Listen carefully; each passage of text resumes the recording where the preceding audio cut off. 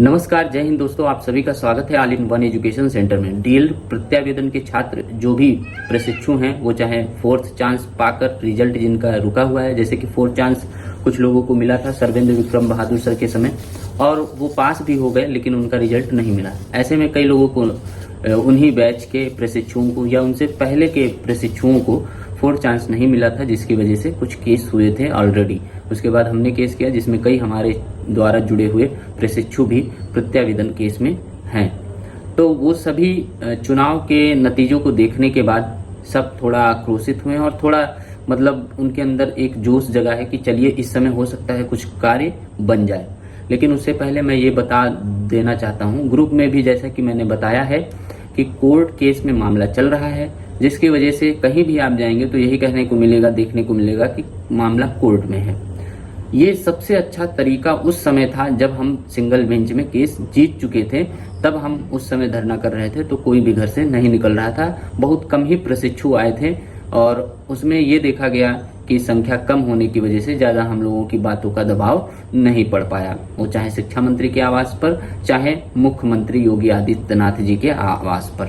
वहाँ लखनऊ में तो मुलाकात नहीं हो पाई थी, क्योंकि वहाँ पर देखिए पीआरओ या फिर जो इनके पीए होते हैं वो लेटर जो आप लेकर जाते हैं वो जमा कर लेते हैं। उनसे हमने मैटर बताया था पिछली बार जब योगी आदित्यनाथ जी के जनता दरबार में मैं लखनऊ गया था, तब उनको मैटर बताया जो पीए लेटर ले रहे थे। हमें लगा कि योगी आदित्यनाथ जी आएंगे, लेकिन वो नहीं आए, पीए आए थे। उनको हमने लेटर दिया और बताया मैटर, तो उन्होंने सीधे सीधे कह रहे हैं कि आप शिक्षक बनने जा रहे हैं, 3 बार बैक लग जा रही है तो कैसे शिक्षक बनेंगे। हालांकि उनकी बातों से बहुत मुझे दुख हुआ था। उस समय रेशमा भी जो आपके डीएलएड प्रत्यावेदन प्रशिक्षु हैं वो भी वहां पर मौजूद थी, वो भी गई थी। बाकी बाहर ही सभी को रोक दिया गया था, क्योंकि आवास पर सबको नहीं जाने दिया जा सकता है। मुख्यमंत्री आवास में भले ही आप बहुत ज्यादा होंगे तो 1 से 2 स्टूडेंट को, प्रशिक्षु को अंदर भेज सकते हैं। अब आपको बताएं कि कल क्या हुआ। जैसे मैं कल गया हुआ था वहां पर मुख्यमंत्री आवास पर भी और शिक्षा मंत्री आवास पर भी, ताकि मैं पता कर सकूं कि मंत्री लोगों से मुलाकात हो पाएगी कि नहीं। हालांकि केस चल रहा है, फिर भी हम ये सोच रहे हैं कि एक तरीके से पहले से हम अपनी परेशानियां अवगत करा दें, क्योंकि इस समय जो चुनाव हुआ है उसका नतीजा ऐसा आया है जिसकी वजह से उत्तर प्रदेश में बहुत सारी दिक्कतों का सामना करना पड़ रहा है। और मुख्यमंत्री योगी आदित्यनाथ स्वयं इस पर एक्शन में आ गए हैं इस समय। और आपने देखा ही होगा, चुनाव का नतीजा आने के 1 दिन बाद ही बैठकें होने लगी, और बैठक होने के बाद वहां पर देखने को मिला कि अगले दिन ट्वीट आ गया या फिर मैसेज आ गए या वीडियो भी आप कई जगह देखे होंगे कि शिक्षक भर्ती आ सकती है, क्योंकि उन्होंने रिक्त पदों की सूचना मांगी सभी विभागों में कि कौन सी जगह कौन सी भर्तियां बाकी हैं, उनको ससमय कराया जाए।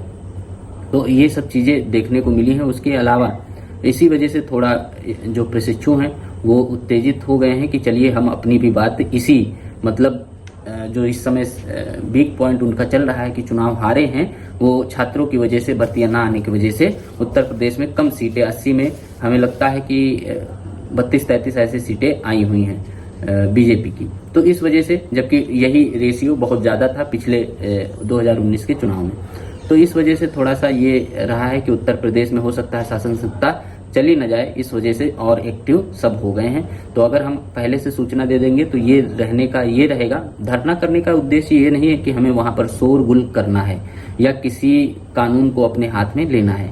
हमको केवल विनम्रता से वहां पर जाकर अपनी बात कहनी है। तो ज्यादा भीड़ भी रहेगी तो लगेगा कि हाँ बहुत ज्यादा प्रशिक्षुओं की ये समस्या है।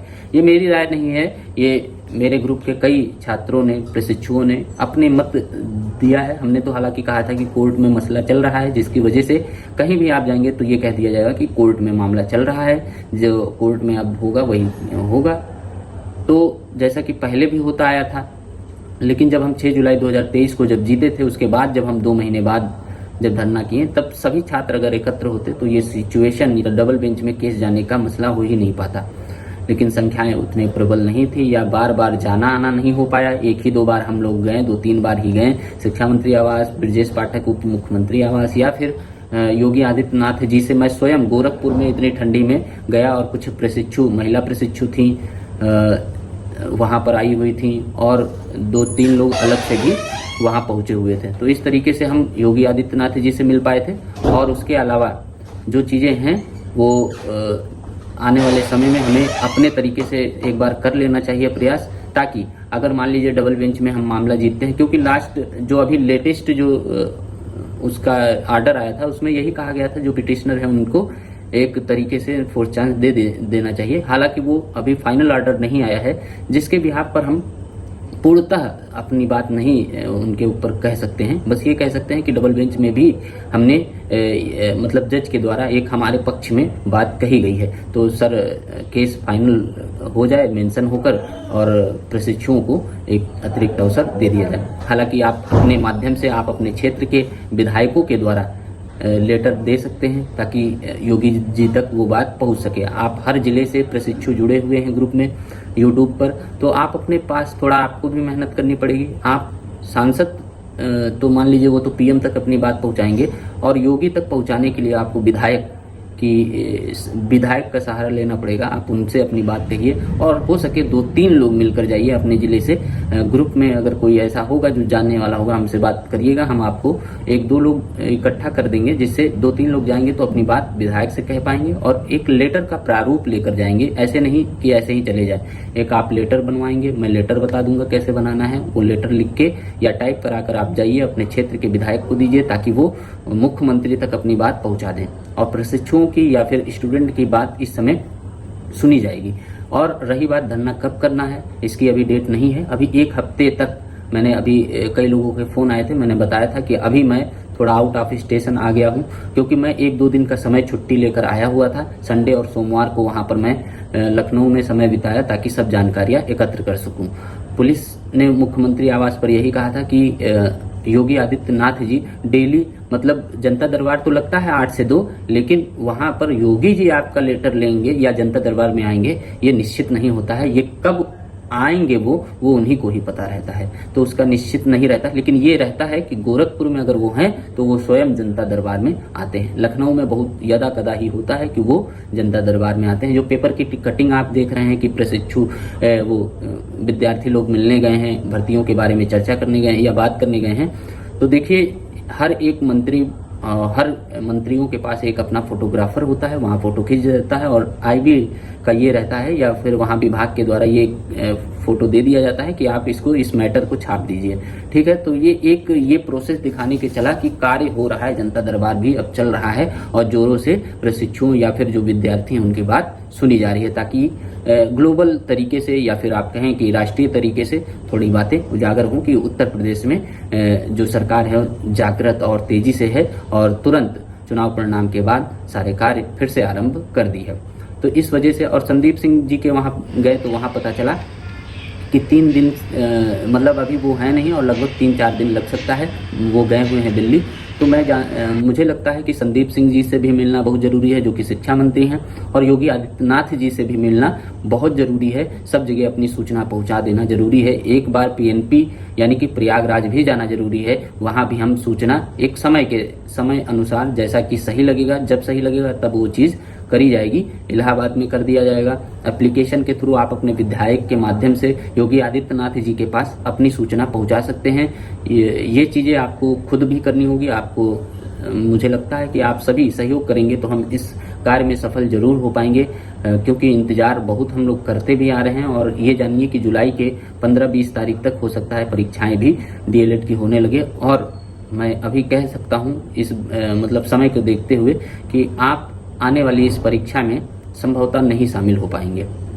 अब उसके बाद जो परीक्षा होगी उसमें बस आपको मौका एक मिल जाए। परीक्षा आप 6 महीने बाद भले दें, लेकिन मेन बात है कि आपको परीक्षा देने का मौका मिल जाए, बस इतनी सी बात है। फाइनल यही हमें चाहिए कि हमें परीक्षा देने को मिल जाए। तो इसके लिए आपको भी मेहनत करनी पड़ेगी। इतनी गर्मी में मैं किसी को नहीं बुलाया, लेकिन मतलब अकेले ही सड़क नापता रहा, धूप में चलता रहा, ताकि आपके लिए जानकारियां एकत्र कर सकूं।